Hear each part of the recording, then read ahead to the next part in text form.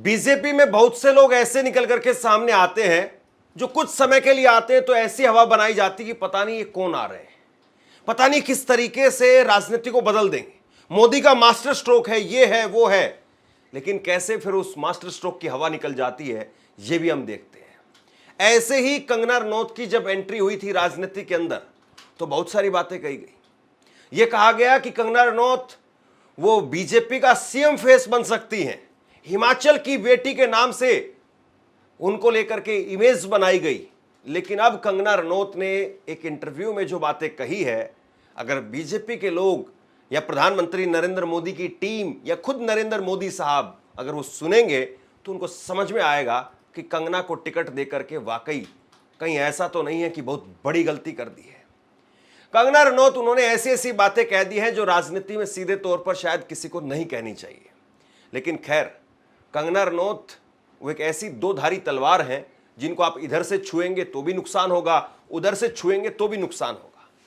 और अब कंगना रनौत नुकसान बीजेपी को पहुंचा रही है। कंगना रनौत ने अभी तक तो अपने बयानों से या तो किसानों को आहत किया या अलग अलग तबके को नुकसान पहुंचाया या उनकी भावनाओं के साथ में खिलवाड़ किया, लेकिन अब बीजेपी की भावनाएं आहत हो जाएंगी कंगना रनौत के इस इंटरव्यू से।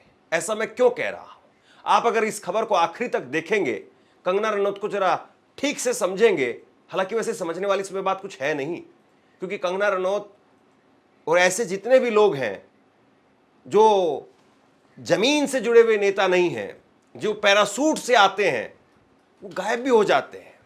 तो कंगना रनौत अब जो बात कह रही है तो सवाल अब इस बात का भी है कि 5 साल ये राजनीति में टिकी भी रह जाएंगी या 5 साल से पहले या तो बीजेपी इनको टाटा बाय बाय कह देगी कि मैडम जी बहुत हुआ, हम पर एक एहसान कीजिए कि आप इस्तीफा दे दीजिए, या कंगना रनौत वो खुद इस्तीफा दे देंगी, या फिर बीजेपी इनको अब ये कह देगी कि मैडम आपको कोई जरूरत नहीं है हिमाचल में आने की, आप आराम से मुंबई में रहिए, आपको 1-2 फिल्में साइन करवा देते हैं।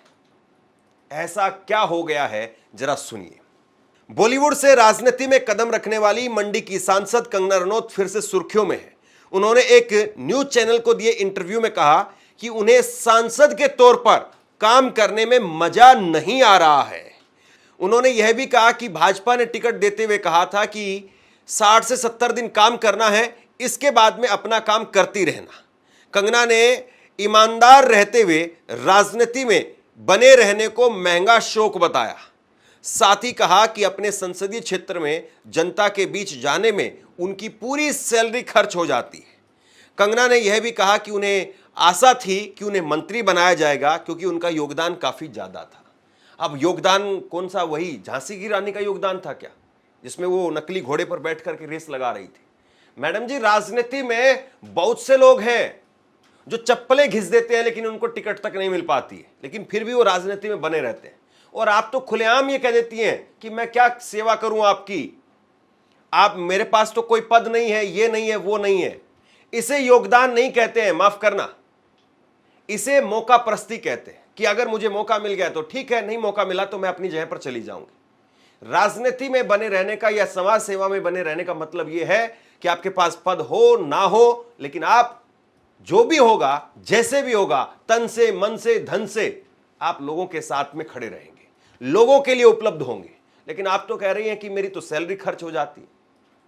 और आप कोई ऐसी गरीब गुरबा जो है वो परिवार से या गरीब गुरबा बैकग्राउंड से या गरीब आप खुद नहीं, कम से कम आप आज अच्छी खासी जो है वो एक संपत्ति की मालकिन है, करोड़ों रुपए आपके पास में है, और आप कह रहे हैं कि मेरी सैलरी खर्च हो जाती है। तो इसका मतलब यह है कि आप ये चाहती कि मुझे पैसा मिले तो मैं काम करूं, पैसा ना मिले तो मैं घर बैठ जाऊं। मैडम, ये कोई फिल्म नहीं है, ये राजनीति है, और राजनीति देश सेवा का एक बहुत बड़ा माध्यम है। वो बात अलग है कि आजकल ऐसे लोग, ऐसे नेता बचे नहीं हैं जो इस प्रकार की राजनीति करें। वैसे तो आप ठीक कह रही हैं कि आजकल सब गिव एंड टेक वाला मामला बच गया है। कंगना ने यह भी कहा कि जो लोग सोचते हैं कि नेता है तो सेवा करेगा, लेकिन हमें इस मानसिकता से निकलने की जरूरत है। हम उन लोगों की सहायता करेंगे जो राष्ट्र को बनाने में योगदान देंगे। अगर हम सभी की सेवा करेंगे तो देश कौन बनाएगा? सेवा बुजुर्गों की, दिव्यांगों की होनी चाहिए, सबकी नहीं होनी चाहिए। अब बताइए, ऐसे में कंगना को मोदी जी या भाजपा कब तक झेल पाएगी? इस तरह की बात कोई नेता भला क्यों कहेगा? और इस तरह की बात कहने वाले नेता को भला सिर पर बैठा करके कौन ढोएगा? नेता का काम यही है, गुस्से को पी जाना। नेता का काम यही है, लोगों के सामने नतमस्तक हो जाना। कंगना आई है पैरासूट से और आने के बाद में उनको जीत मिल गई, लेकिन वो इस बात को भूल गई कि राजनीति में कैसे पैर पकड़ पकड़ करके तब जाकर के रिलेशन बनाए जाते हैं, लोगों के दिलों में जगह बनाई जाती है। कंगना ने अपने इंटरव्यू में कहा कि सांसद बनना काफी डिमांडिंग जॉब है। कंगना ने इंटरव्यू में कहा कि बीजेपी ने जब मुझे टिकट ऑफर किया था तब मुझसे कहा गया था कि आपको सिर्फ 60 से 70 दिन ही काम करना होगा, बाकी के दिन आप अपने काम कर सकती हो। लेकिन अब समझ में आ रहा है कि यह काफी डिमांडिंग जॉब है। ईमानदार रह करके राजनीति करना महंगा शौक है। कंगना ने कहा कि अगर आप ईमानदार हैं तो फिर राजनीति एक महंगा शौक है। सैलरी का बड़ा हिस्सा कुक ड्राइवर की सैलरी पर चला जाता है। मुझे अपने निर्वाचन क्षेत्र के जब किसी भी हिस्से में कुछ कर्मचारियों के साथ जाना है और उनके साथ में कार से यात्रा करनी है तो खर्च लाखों में होता है, क्योंकि हर जगह कम से कम 300 से 400 किलोमीटर दूर है।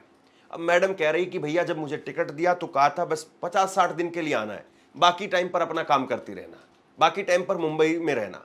अब यहाँ पता चलता है कभी बादल फट गए, कभी ये हो गया, कभी वो हो गया, कभी जो है पार्टी के लोग ही कहते हैं कि मुझे कंगना वगैरह पर कमेंट नहीं करना है। जयराम ठाकुर बीजेपी के पूर्व मुख्यमंत्री और वो कंगना रनौत की जो लोकसभा क्षेत्र है उसी विधानसभा से चुने हुए विधायक हैं, उन्होंने कह दिया कि मुझे कंगना पर कमेंट नहीं करना है, क्योंकि कंगना ने ना कोई ट्वीट किया ना कुछ किया। उनको लगा था कि राजनीति का मतलब यह है कि आप आओ, 4 ठुमके लगाओ, लोगों से जयकारे बुलवाओ और वोट मिल जाएंगे, आप नेता बन जाओगे और काम खत्म। अब राजनीति बदल रही है, लोग आपको फॉलो करते हैं, सोशल मीडिया का दौर है, लोग आपको देखते हैं। वो दौर चला गया जब धर्मेंद्र, बॉबी देओल, विनोद खन्ना, ये सब लोग जब आते थे फॉर्म भरते थे और उसके बाद में अगले ही चुनाव में नजर आते थे। लेकिन अब आपको रहना पड़ेगा, और अगर आप नहीं रहेंगे तो लोग आपकी खिंचाई शुरू कर देंगे। और इसीलिए बड़े बड़े तुर्रम खां आए, फिर हाथ जोड़ करके निकल गए कि हमारे बस की बात नहीं है। अब उनको मंत्री बनने की भी बड़ी चाहत है। मंत्री बनने के सवाल पर कंगना कहती है कि जैसा मेरा प्रोफाइल है, जिस तरह के पेशे से मैं आती हूं, मैं एक फिल्म निर्माता, निर्देशक और लेखिका हूं। मेरे पास में देश का चौथा सर्वोच्च नागरिक सम्मान है, पद्मश्री भी है। मैंने बहुत ही मुश्किल से सीट भी जीती है। मेरे योगदान को देखते हुए मुझे लग रहा था कि मैं मंत्री बनूंगी, कोई विभाग मिलेगा, कैबिनेट में कई मंत्री फर्स्ट टाइमर है। अब मोदी जी को सीधे तौर पर ब्लैकमेल किया जा रहा है।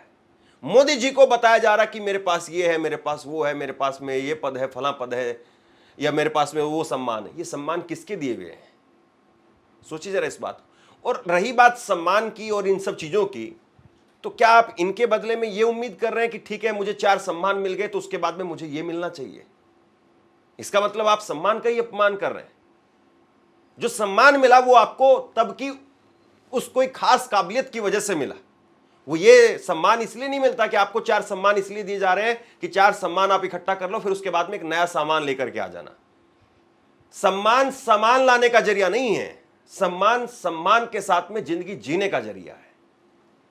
कि देखिए मुझे ये सम्मान मिले हैं क्योंकि मैंने जिंदगी में कुछ काम किया है। सम्मान ये नहीं है कि जिसके जरिए आप कुछ सामान खरीद लाएं। कल को कोई आदमी कहेगा कि मैं तो भारत रत्न हूं, मुझे चॉकलेट दे दो, मुझे 5 किलो अंडे दे दो, मुझे मंत्री बना दो, ये कोई बात नहीं हुई। सम्मान का मतलब यह है कि आपको सम्मान मिला है, लोग आपका रिगार्ड करें, लोग आपका सम्मान करें। मंडी के पूर्व एमपी को भी कंगना ने चैलेंज दिया। कंगना ने कहा कि सांसद के तौर पर मेरा 1 साल आउटस्टैंडिंग शानदार रहा है। मैं मंडी के अब तक के सभी पूर्व एमपी को चैलेंज करती हूं कि मेरी अटेंडेंस और लोकसभा में पूछे गए पर्सन सभी से ज्यादा है। मैंने सदन में बिजली, डिजास्टर, मौसम से तबाही जैसे मुद्दे उठाए हैं। सांसद के तौर पर काम में मजा नहीं आ रहा है।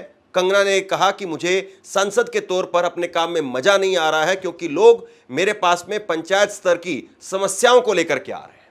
अब मैडम चाहती है कि डोनाल्ड ट्रंप की और यूक्रेन, रसिया की, ईरान, इराक की वो समस्या इनके पास में लेकर के आए, लेकिन उसके लिए मैडम वो काबिलियत भी होनी चाहिए। अब चाकू का काम चाकू से ही करवाएंगे, तलवार से थोड़ी ना करवाएंगे। अब ये कह रही कि पंचायत की क्यों लेकर के आ रहे हो समस्या? भाई राजनेता वो तो ये कहता है कि मैं लाइन में अंतिम पायदान के अंदर, लाइन में जो है वो अंतिम पायदान पर खड़े हुए व्यक्ति के लिए लड़ूंगा। बीजेपी की ऑफिशियल लाइन नहीं है अंत्योदय। अंत्योदय का मतलब यही है जो बीजेपी कहती है। लेकिन फिर वही बात, मैडम को ये बातें समझ में नहीं आएंगी, या तो खामोशी रह लेती। कुछ अगर नहीं समझ में आ रहा है, नहीं बोलना आता है, तो आप खामोश हो जाइए। क्यों अपनी दुकान के बारे में बता रहे हैं कि मेरी दुकान में इतना सामान नहीं है, या ये सामान वो फला लोकल है, या फला कुछ और है। आप अपना शटर बंद करके बैठ जाइए, या कहिए कि नहीं नहीं सब ठीक चल रहा है, सही ग्राहक आ रहे हैं और सही तरीके से कमाई हो रही है। क्यों बता रहे हैं कि ये चाइना से सामान लेकर के आए हैं, ये जापान से है, ये चोरी वाला देके गया है? क्यों बता रहे हैं? यही जो है दुकानदार की काबिलियत होती है, और यही एक कायदे से कहें तो नौसखिए व्यक्ति की जो है वो पहचान होती है कि वो अपनी कमियों को या अपने बारे में अपनी गहराई को खुद ही लोगों को बता देता है कि देखिए मेरे अंदर कितनी गहराई है ही नहीं। तो कंगना रनौत ने जिस तरीके से बयानबाजी दी है, जिस तरीके से उनके बयान निकल करके सामने आए हैं, कायदे से देखें तो बीजेपी के लिए ज़्यादा मुश्किलें खड़ी हो गई है। अब जो पहले के एमपी होंगे वो कंगना की वजह से बहुत खुश होंगे। उनको लग रहा होगा कि चलिए देखिए, एक बॉलीवुड से स्मृति ईरानी निकल करके आई थी, हालांकि स्मृति ईरानी वापसी चली गई आजकल। अब वो राजनीति में कब लौट करके आएंगे, या एक्टिव है, या एक्टिव रहने का सिर्फ नाम भर रहेगा, इस बात को तो आप जानते हैं।